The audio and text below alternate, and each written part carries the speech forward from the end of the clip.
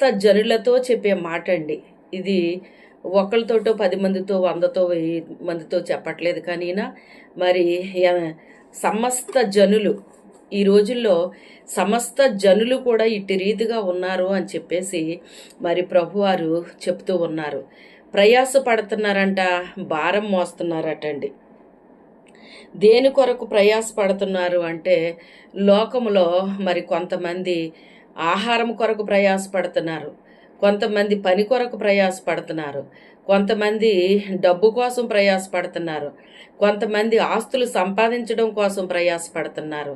ఇలాగ రకరకాలుగా ఎన్నో రకాల ప్రయాసలు అనేటువంటివి మరి ప్రయాస పడుతూ ఉన్నారు. కానీ ప్రాణానికైతే నెమ్మది లేదు, విశ్రాంతి లేదన్న మాట ఇక్కడ వాడుతూ ఉన్నారండి. అయితే ఈ రోజున మీ జీవితంలో కూడా ఇది అనుభవిస్తున్నారా?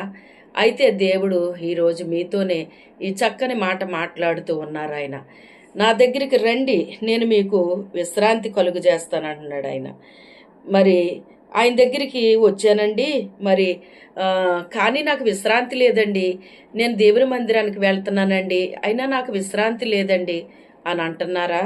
కానీ మరి ఆయన ఇంకో మాట చెప్తున్నారు, నేను సాత్వికుడను దీన మనసు గలవాడను గనుక మీ మీద నా కాడి ఎత్తుకొని నా యొద్ద నేర్చుకోండి అంటున్నాడు.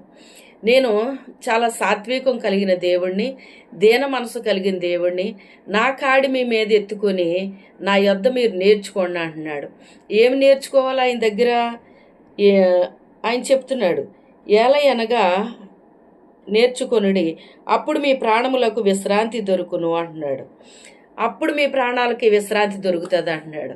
దేవుని దగ్గరికి వెళ్ళటమే కాదంటండి, ఆయన ఏదో చెప్పింది మనం నేర్చుకోవాలటండి. మరి దీనుల కట నడక నేర్పుతాడటండి ఆయన.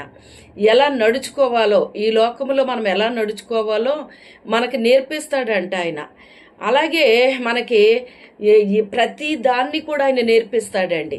దేవుని యొక్క పాదాల దగ్గర మనం నేర్చుకుంటే అండి మరి అన్నీ నేర్పిస్తాడు ఆయన.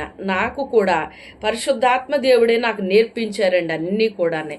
మరి బాల్య దశ నుంచి కూడా దేవుని దగ్గరికి వెళ్ళడం, మరి దేవుని దగ్గర నేను నేర్చుకోవటం అనేటువంటిది జరిగింది. ఈ రోజుని ఈ రీతిగా మరి దేవుడు నన్ను మరి చిన్న వయసు నుంచి వాడుకుంటున్నారో, ఇప్పటికే వాడుకుంటున్నారో మరి దేవుడు నా